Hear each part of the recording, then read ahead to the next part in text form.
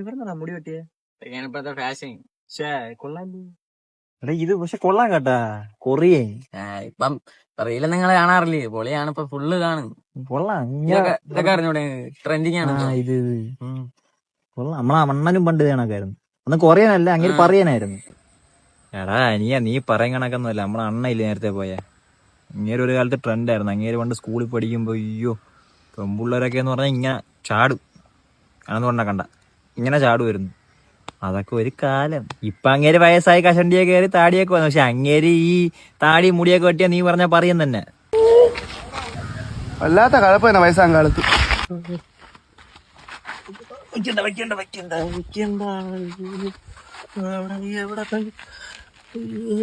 അണ്ണാ നിങ്ങൾ ഈ പെൻഡുലം അടിച്ച് നടക്കാതെ, നിങ്ങൾ പയ്യന്മാരെ പോലെ യൂത്തിനെ പോലെ നടയണ്ണ. നേരത്തെ നമ്മള് പയ്യയില്ലേ, അവനെ കണക്ക് നടാ. അവന്റെ കൊറിയനാണ് വെട്ടിയിരിക്കണത്.